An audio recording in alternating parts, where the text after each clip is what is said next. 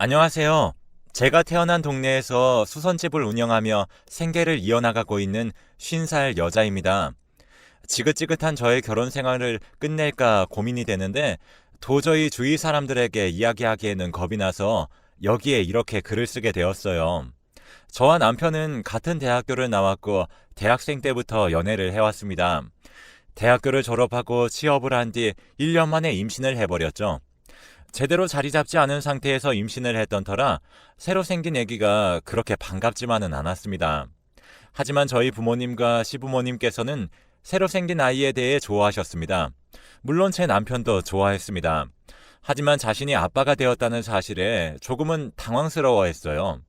양가 부모님께서 배가 부르기 전에 얼른 결혼식을 올려야 한다고 말씀을 하셨고, 저는 회사에 취직한 지 얼마 되지 않았는데 곧바로 출산 준비에 들어가 휴직계를 내야 했습니다. 제 커리어에 문제가 생길 것 같았지만 언젠가는 아이를 낳아야 한다는 생각이기 때문에 차라리 빨리 낳는 것이 좋겠다는 생각이 들었어요. 아이를 낳을 준비가 제대로 되지 않았던 저와 남편은 양가 부모님께 서로 미안한 마음으로 가득했습니다. 제가 남편이랑 꼭 성공하고 자리 잡게 되면 꼭 갚을게요. 이렇게 손 벌리게 해드려서 죄송해요. 그리고 이해해 주셔서 감사합니다.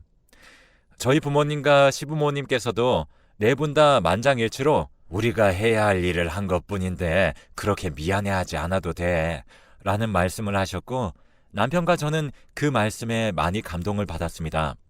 그래서 도움을 받아 집을 구하고 아이에게 필요한 물품 등을 구매했어요. 중소기업에 취업한 저와는 달리 공무원인 저의 남편이 임신한 저를 대신해서 경제적인 부분을 다 부담하고 있는 것이 너무 미안했습니다. 당신한테 너무 미안한데 어떻게 해야 될지 모르겠네. 이렇게 말을 하자 남편은 저에게 당신이 날 만나서 더 걱정이지. 이제 이것보다 더한 일들도 생기게 될 건데 이런 거에 미안해하지 않아도 돼. 당신이랑 내가 언젠가 겪어야 될 일이라고 생각을 해. 라고 말을 했습니다. 저의 미안하다는 말에 힘들다는 답을 할 줄 알았지만 저의 예상과는 달리 책임있게 이야기하는 남편의 모습을 보고 결혼하길 참 잘했다라는 생각을 했습니다. 그렇게 출산 예정일이 다가왔고 10시간의 진통 끝에 예쁜 딸아이를 낳았습니다. 첫째를 낳자 시어머니께서는 저에게 혼자는 너무 심심하니까 둘째도 낳을 거지? 라는 말씀을 하셨어요. 저도 외동딸이기 때문에 부모님의 사랑을 받고 자라왔지만 알 수 없는 외로움을 조금은 느꼈던 적이 있어서 저도 시어머니의 말씀에 공감을 했지만 출산을 하고 휴식을 취하고 있는 도중에 그런 말씀을 하시니까 속으로 내가 애 낳는 기계인가 라는 생각까지 들었습니다. 하지만 시어머니께 대충 알겠다고 말씀을 드렸고 저는 일상으로 돌아가 원래 하던 일에 복귀를 하고 일을 했습니다. 그렇게 일을 하던 중에 시어머니께서 둘째에 대해 말씀을 하시길래 남편과 제가 상의를 했는데 제 일하는 경력 좀 쌓고 돈 좀 더 모은 다음에 둘째를 가지려고 해요. 무엇보다도 육아휴직을 쓰는 일이 회사에서도 눈치가 보이거든요. 둘째 임신은 저희가 알아서 신경 쓸게요, 어머니. 라고 답변을 했죠. 시어머니는 알아서 하겠다는 말씀에 조금 상처를 받으신 것인지 그 후에는 전과는 조금 다르게 행동을 하셨어요. 그래서 저는 시어머니께 애교란 애교를 부렸지만 저에게 돌아온 것은 차가운 행동뿐이었습니다. 남편에게 이 말을 하자 남편은 저에게 그냥 그렇게 냅두면 알아서 풀리니까 냅둬 라고 말을 했습니다. 그래서 원래 행동하던 대로 지내왔어요. 맞벌이인 저와 남편을 위해 저희 부모님께서는 딸을 케어해 주셨고 주말에는 저희가 아이를 케어했습니다. 저와 남편은 주말에 쉬는 동안에 취미 생활을 하기도 하고 평일 동안 밀려있던 집안일을 하기도 했죠. 평소와 같이 주말에 남편과 같이 쉬던 중 남편이 헬스장에 다녀온다는 이야기를 하더군요. 남편은 워낙 몸 관리하는 걸 좋아하는 사람이라서 헬스장도 제가 직접 결제를 해줬습니다. 남편은 평소에 헬스장을 갈 때 헬스복과 목욕용품을 가져가곤 하는데 그날따라 이상하게 불편해서 잘 입지도 않는 정장을 입고 나가는 것입니다. 저는 그런 남편에게 무슨 일이 있나 싶었습니다. 당신 헬스장 간다고 그런 거 아니었어? 어디가? 라고 물어보자 남편은 헬스장 갔다가 엄마가 잠깐 만나서 밥 먹자고 그러길래 알겠다고 그랬지. 나 다녀올게. 라고 대답을 하고 나갔습니다. 시어머니가 저에게 속상한 마음이 아직도 계속되어서 저를 부르지 않고 남편만 불렀다는 생각에 조금은 소외감을 느꼈습니다. 그래도 남편에게 따로 무슨 할 말씀이나 볼 일이 있다고 생각을 했어요. 남편이 나간 지 2시간 정도 지났을 때 아이의 분유와 저녁에 먹을 거리를 사기 위해 장 보러 밖으로 나갔습니다. 마트로 걸어가던 길에 카페에 앉아있는 시어머니와 남편을 봤습니다. 그런데 둘만 있었던 것이 아니라 남편의 맞은편에 정말 여성스러운 여자 한 명도 함께 앉아 있었어요. 정말 안 좋은 생각까지 했지만 당사자에게 물어보지도 않고 저 혼자 오해를 해버리면 처음 보는 여성분에게도 실례일 거라고 생각을 했습니다. 그래서 어떤 자리인지 궁금하긴 했지만 남편이 집에 들어오면 물어봐야겠다는 생각으로 지나쳤습니다. 그렇게 아이를 데리고 장을 보고 집에 들어왔어요. 제가 집에 들어온 지 3시간 정도 지났을 무렵 남편에게 전화가 걸려왔습니다. 이제 밥을 먹을 시간인데 들어오지 않고 전화를 하길래 무슨 일인가 싶었죠. 여보, 우리 엄마가 아빠랑 좀 싸워서 속상하신가 봐. 그래서 엄마랑 술 좀 먹고 대화하다가 늦게 들어갈 것 같아. 나 기다리지 말고 얼른 자. 남편의 말에 궁금한 것이 많았지만 제가 말을 하기도 전에 남편이 급히 전화를 끊었어요. 아까 카페에서 제가 봤을 때는 분명히 어머니의 표정도 밝아 보였고 남편의 표정도 밝아 보였었거든요. 남편의 말처럼 속상해 보이진 않았습니다. 하지만 제가 보고 난 후에 시아버지랑 싸우셨을 수도 있겠다는 생각을 하며 이해하며 딸과 주말을 보냈네요. 저에게 기다리지 말고 자라는 말을 했지만 정작 저는 남편이 마주보고 있던 여자에 대한 이야기는 언제 해주는 걸까 궁금했고 남편이 오기만을 손꼽아 기다리다가 새벽에 잠이 들었습니다. 그 다음날 아침에 일찍 일어났는데도 남편은 집에 들어오지 않았어요. 점심을 먹을 때쯤에 남편이 집에 들어왔습니다. 무엇보다도 반갑게 아빠를 맞이하는 딸을 보며 남편은 아주 좋아했습니다.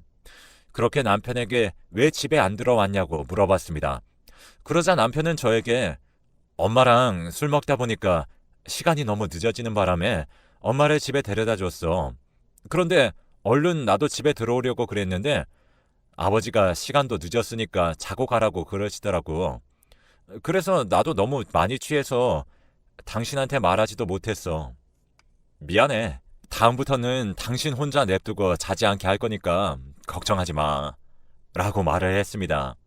사실 남편의 말이 진실인지는 몰랐지만 그냥 그러려니 했고 제가 원래부터 궁금해했던 질문을 했습니다. 당신 어제 카페에서 어머니랑 어떤 여자랑 같이 있는 거 장 보러 가는 길에 봤는데 그 여자분 누구야? 그러자 남편은 이렇게 말을 했습니다. 응? 그게 무슨 소리야? 나 어제 엄마랑 카페에 있지도 않았는데?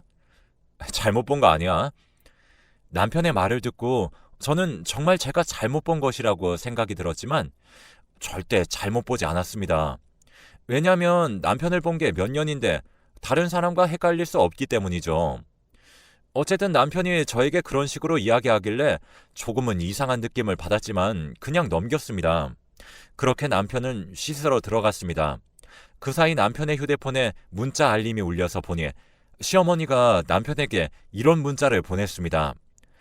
아들아, 어제 그 아이 너 마음에 들었다고 이야기하는데 걔랑 한번 카톡 해볼래?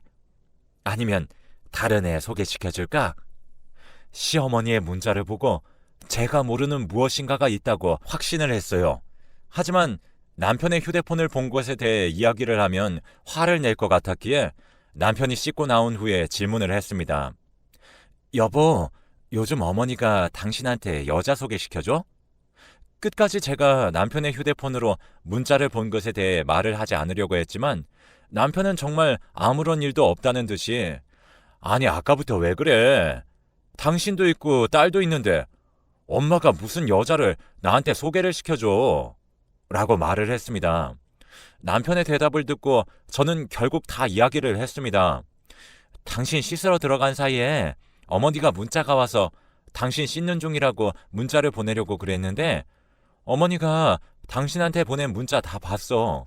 그래서 내가 당신이 솔직하게라도 이야기할 줄 알았는데 끝까지 거짓말을 하네? 뭐길래 그렇게 나를 속여? 나 속이니까 기분 좋아? 라고 말을 하자 남편은 당황을 하면서 이야기했습니다.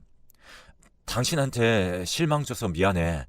내가 이거에 대해서 말을 하면 당신이 슬퍼하고 신경 쓰일까봐 일부러 이야기 안 한 거야.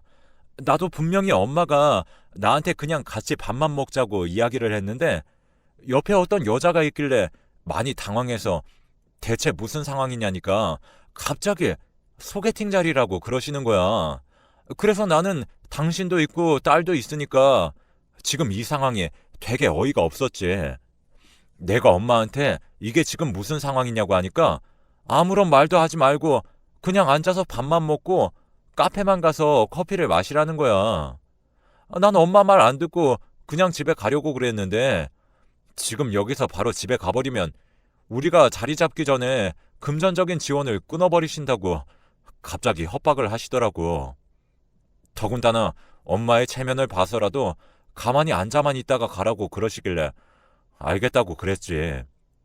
나는 오히려 당신이랑 딸에 대해서 금전적인 지원을 끊어버리신다고 그러길래 계속 앉아 있었어. 그리고 엄마랑 술 먹은 것도 사실이고 엄마 집 가서 잔 것도 맞아. 남편이 그제서야 저에게 솔직하게 이야기를 해줬습니다.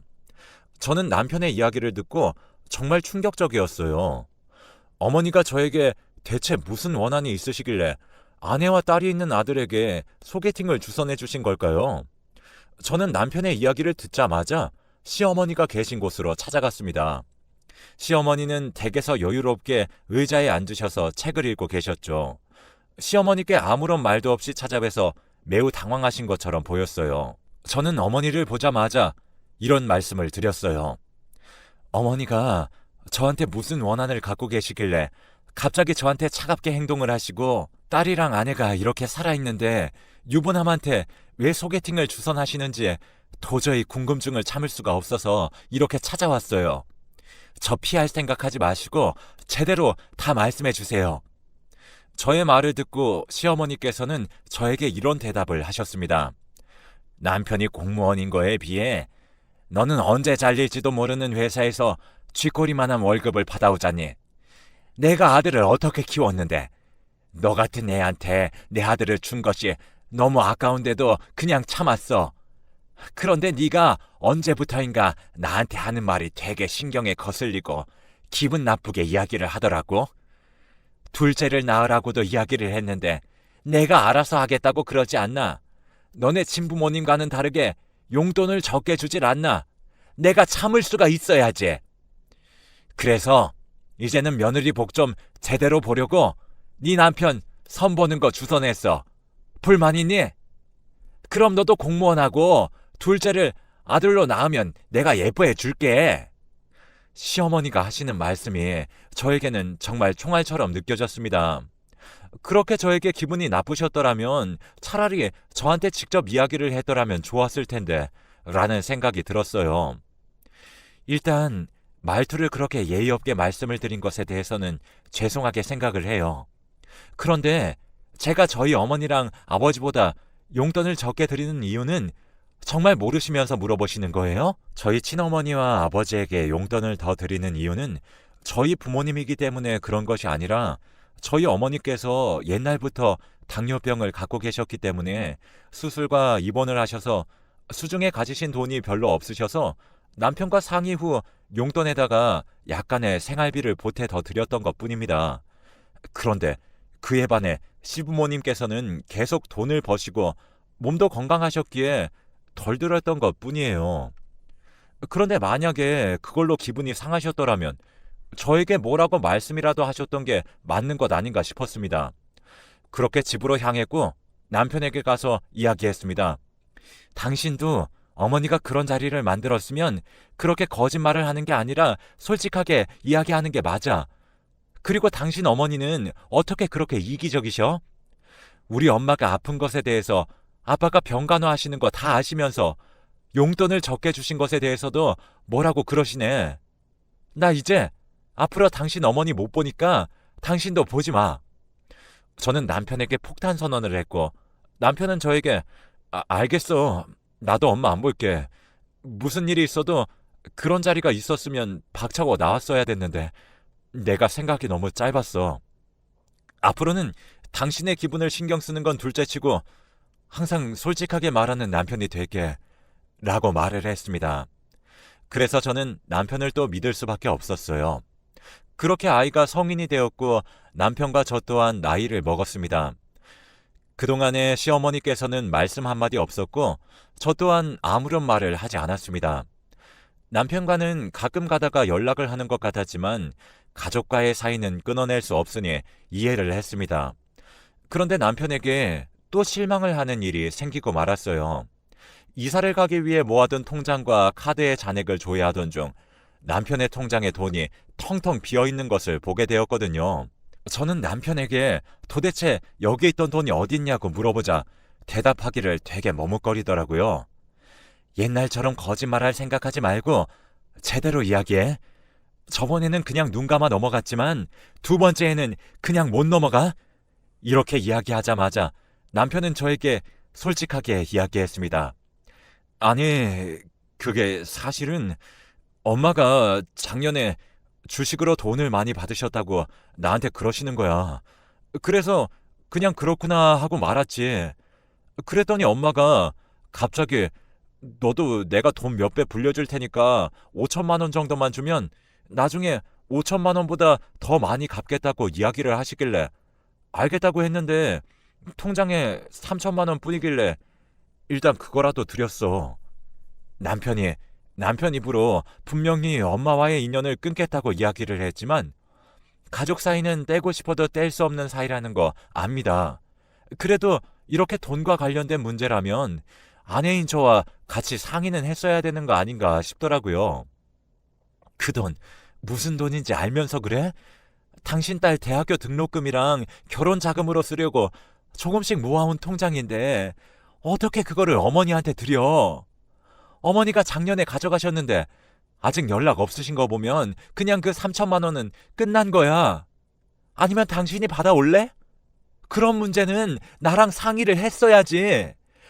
솔직하게 이야기를 하지. 진짜 왜 그랬어? 저는 지금까지 참아왔던 서러움이 터졌습니다. 그대로 바로 시어머니께 전화를 했어요. 몇십 년 만에 전화를 해서 그런 것인지 조금은 어색했습니다. 남편한테 받으신 3천만 원 돌려주세요. 라고 말씀드리자 어머니께서는 정말 당당하게 네 남편이 나한테 그냥 준 건데 그걸 내가 왜 줘야 되는데?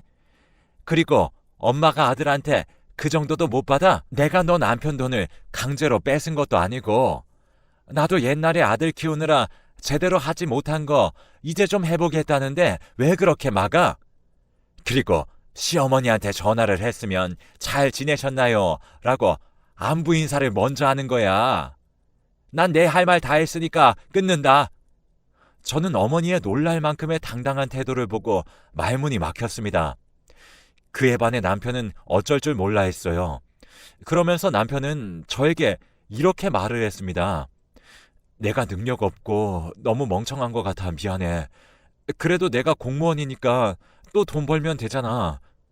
저는 공무원이라는 이야기를 계속하는 남편을 보고 이혼을 하자고 했어요. 딸도 이제 성인이 되었으니 상관이 없다고 생각을 했거든요. 결국 저는 고민 끝에 다음 달에 이혼을 합니다. 여러분들께 저의 일을 바탕으로 꼭 드리고 싶은 말씀이 있는데요. 유리가 깨져서 다시 조각을 붙인다고 해도 전처럼 강하지 않습니다. 사람들 사이의 신뢰는 정말 중요한 부분이니까 행복하게 사시려면 꼭 그런 사람과 결혼하시길 바랄게요. 저의 긴 글을 시간 내서 읽어주셔서 감사합니다.